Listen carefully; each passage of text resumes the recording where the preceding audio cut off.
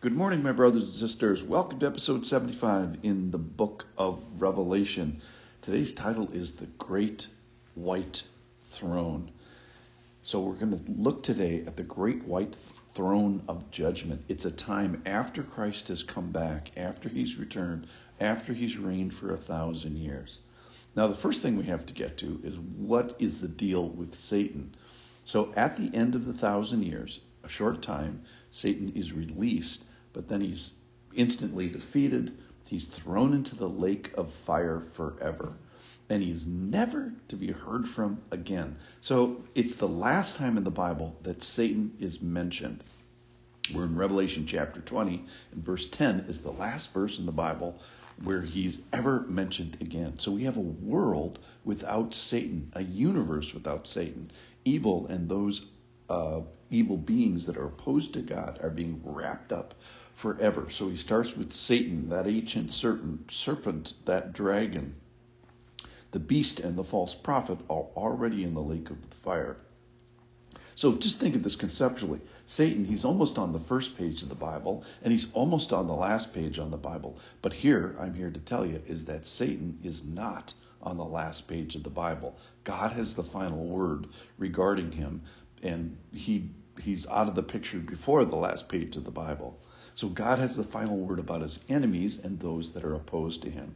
So in verse 10, Revelation 20:10, and the devil who had deceived them was thrown into the lake of fire and sulfur, where the beast and the false prophet were, and they will be tormented day and night forever and ever.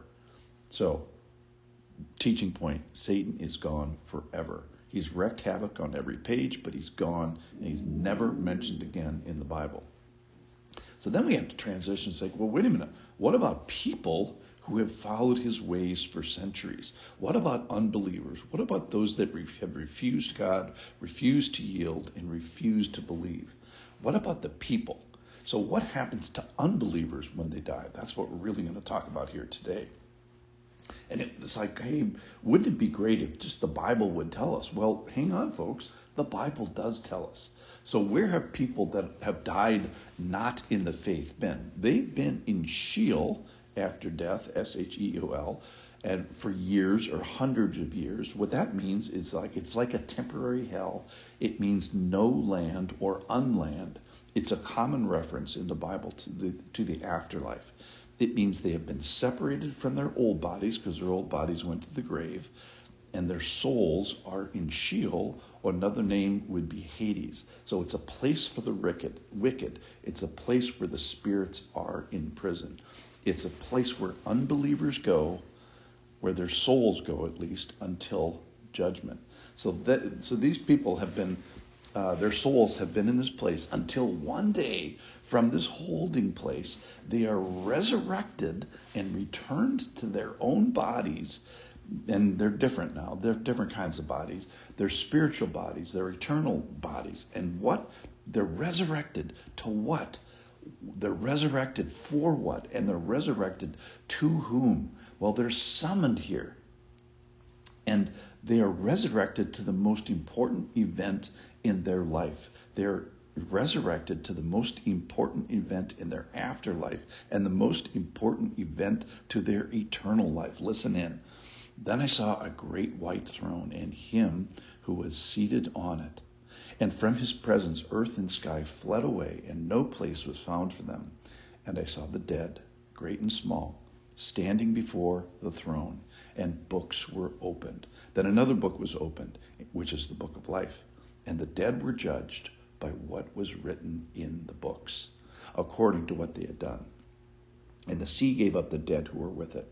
Death and Hades gave up the dead who were with them, and they were judged, each one of them, according to what they had done. Then death and Hades were thrown into the lake of fire. This is the second death, the lake of fire. And anyone's name who was not found written in the book of life, he was thrown into the lake of fire. So let's pay attention to people for a second. They are awakened or resurrected to the great white throne. Now it's a place. The great white throne is a place, but the important thing is the person who is seated on it. it's God, and the earth and sky fled from his presence, and no place was found for them. So there's this holiness and power. And before the throne, summoned before the throne, are the great and small who haven't believed in the Lord. So this is not standing before in awe before the Grand Canyon. This is where they're summoned, awakened. They've been waiting for this judgment, waited to be judged for their deeds and their thoughts, as we learn from other places in the New Testament. And these thoughts are not, random. They're recorded. They're in this book. There's also a book of life where his actions and behaviors, Jesus' actions and behaviors for on our behalf, they help us.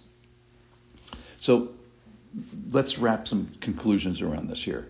So this is a time of after Jesus' 1,000-year reign, and Satan is expunged. He's forever removed from the earth. We can't even comprehend it. There's no more deception, no more murder, no more opposition to him from the spiritual realms. It's a time without Satan. It's a time for judgment for people, however. It's a time for them to be summoned. So unbelievers are resurrected to be summoned before the throne and judged according to their deeds. Now, you and I both know not even a 3-year-old could stand before this judgment, before a perfect God with perfect characteristic and perfect standards, much less a 33-year-old or much less a 63-year-old.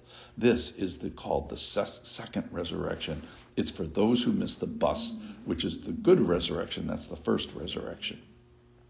So the good news is that Satan is gone, and we live in a world at this moment in time of history where there is no Satan. So that's fantastic. But it's the people that have followed him and are dealt with and are brought before the great white throne, and they are thrown into the lake of fire. If you want to know more about what the lake of fire is like, stick around. Come visit with me tomorrow. 7 more minutes then. Thanks for listening.